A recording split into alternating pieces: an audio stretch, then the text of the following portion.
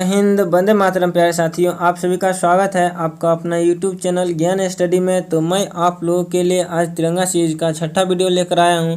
अगर इसे पिछले वीडियो को नहीं देखें तो उसका लिंक डिस्क्रिप्शन बॉक्स में दिया गया है, वहां से आप लोग देख सकते हैं। अगर चैनल पर नए हैं तो चैनल को सब्सक्राइब जरूर कीजिएगा। आप लोगों के सपोर्ट से चैनल का धीरे धीरे ग्रो हो रहा है। तो चलिए आज अपने क्वेश्चन की ओर बढ़ते हैं। अफीम किससे प्राप्त किया जाता है? तो इसका राइट जवाब होगा ऑप्शन नंबर ए, सूखी पत्तियों से जो होता है अफीम प्राप्त किया जाता है। चलिए नेक्स्ट क्वेश्चन है, लौंग किससे प्राप्त होता है? तो इसका राइट जवाब होगा ऑप्शन नंबर बी, फूलों की कली से जो है लौंग प्राप्त किया जाता है। चलिए नेक्स्ट क्वेश्चन है, क्रिकेट के बल्ले बनाने में किस लकड़ी का प्रयोग किया जाता है? तो इसका राइट जवाब होगा सेलिक्स परप्यूरिया के कारण जो होता है क्रिकेट का जो बल्ला होता है उसका निर्माण किया जाता है। ये सब बहुत ही इंपॉर्टेंट क्वेश्चन है इसलिए करवा रहा हूँ, तो आप लोग ध्यान से इसको नोट्स बनाइए और याद कीजिए। नेक्स्ट क्वेश्चन है, पौधों में जाइलम की उपस्थिति से निम्नलिखित में से क्या होता है? यानी कि जाइलम में जो होता है दो तरह की उत्तक होती है, एक होती है जाइलम और एक होता है फ्लोएम।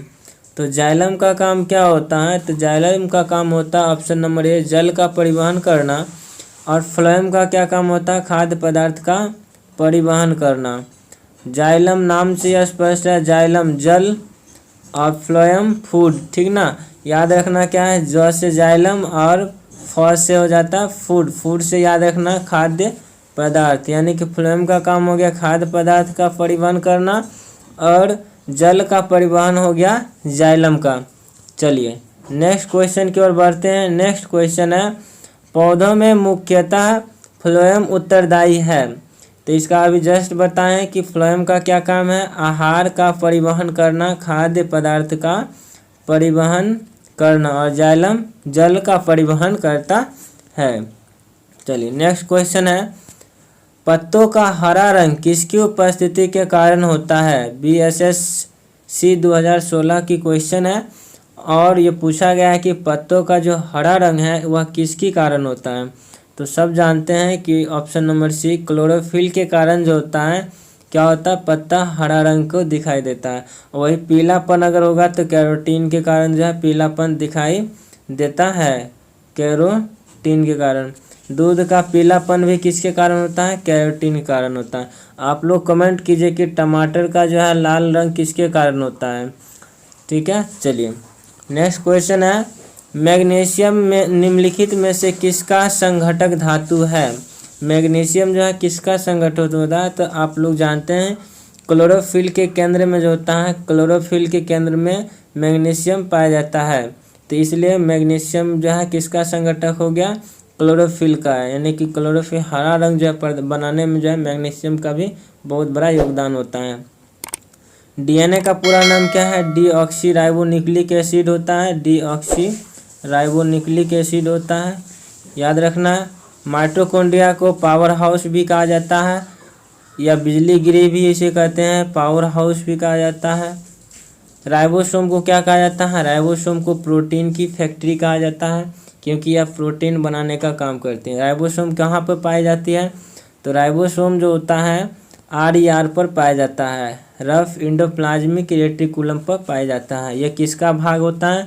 तो यह इंडोप्लाज्मिक रेटिकुलम का भाग होता है। इसका दो भाग होता है, SER होता है और एक RER होता है, ये भी याद रखना है। चलिए नेक्स्ट क्वेश्चन है, पौधों में क्लोरोफिल बनाने के लिए कौन सा तत्व सहायक होता है? अभी जस्ट ऊपर किए हैं, तो इसका राइट जवाब होगा ऑप्शन नंबर बी, मैग्नीशियम जो होता है वह क्लोरोफिल बनाने में योगदान करते हैं। मैग्नीशियम का संकेत कितना होता है? 12 होता है, सॉरी परमाणु संख्या कितना होता है? 12 होता है। कैल्शियम का परमाणु संख्या कितना होता है? 20 होता है। पोटासियम का परमाणु संख्या 19 होता है, याद रखना है। चलिए नेक्स्ट क्वेश्चन है, हरे रंग पदार्थ जो पौधों में प्रकाश संश्लेषण करता है निम्नलिखित में कौन है? यानी कि हरे रंग का पदार्थ जो पौधों में क्या करता है, प्रकाश संश्लेषण के लिए उत्तरदायी होता है, वह कौन सा है? तो क्लोरोफिल।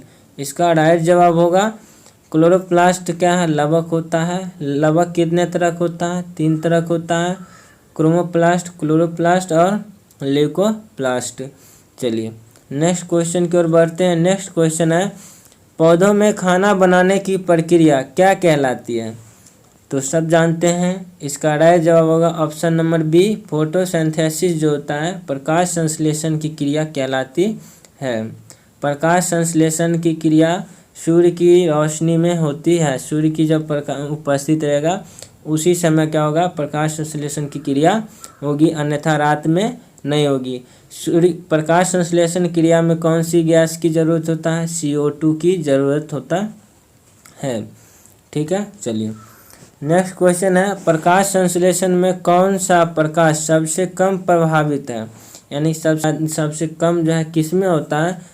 तो वो होता है हरा प्रकाश में जो है सबसे कम होता है, और सबसे अधिक किस में होता है? तो लाल प्रकाश में, याद रखना है, लाल प्रकाश में। चलिए नेक्स्ट क्वेश्चन है, प्रकाश संश्लेषण में कौन सा प्रकाश सबसे अधिक प्रभावकारी होता है? UPPCS 2015 का क्वेश्चन है, जो कि अभी जस्ट बताएं, तो लाल रंग इसका क्या हो जाएगा, राइट जवाब होगा। चलिए नेक्स्ट क्वेश्चन है, प्रकाश संश्लेषण का अंतिम उत्पाद क्या है?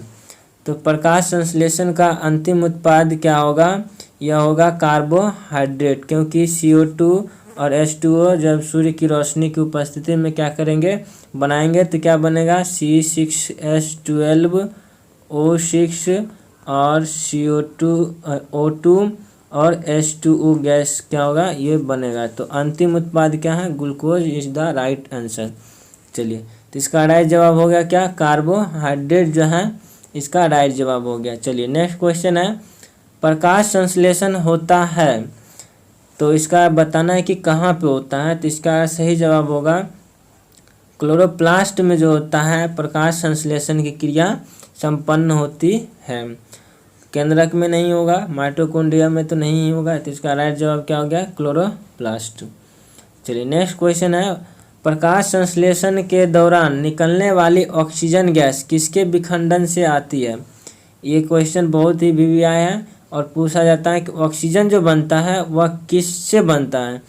तो जल जो होता है हमारे H2O जो होता है उसके विखंडन के फलस्वरूप क्या बनता है, ऑक्सीजन गैस का निर्माण होता है। ठीक है, तो इसका राइट जवाब होगा ऑप्शन नंबर ए, जल। H2O के विखंडन से क्या बनता है, O2 बनता है। चलिए नेक्स्ट क्वेश्चन है, अगर पृथ्वी पर पेड़ पौधे समाप्त हो जाए तो किस गैस की कमी होगी? RTS 2012 का क्वेश्चन है कि अगर पृथ्वी पर से पेड़ पौधे को समाप्त कर दिया जाता है तो कौन सी गैस में कमी आएगी?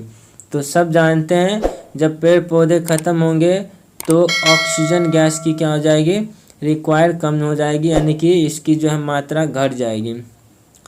ठीक है, नेक्स्ट क्वेश्चन की ओर बढ़ते हैं। नेक्स्ट क्वेश्चन है, फोटोसिंथेसिस किस स्तर पर ग्लूकोज का निर्माण होता है? RRB NTPC में क्वेश्चन पूछा गया है, तो इसका राइट जवाब होगा option number B, Kelvin cycle की जो है प्रक्रिया के फलस्वरूप जो होता है ग्लूकोज का निर्माण होता है। सूत्र क्या होता है, C6H12O6 होता है, इसको याद रखना है। ये भी क्वेश्चन पूछ लिया जाता है कि ग्लूकोज जो होता है वह कितने कार्बन वाले अणु हैं, तो यह 6 कार्बन वाले अणु है।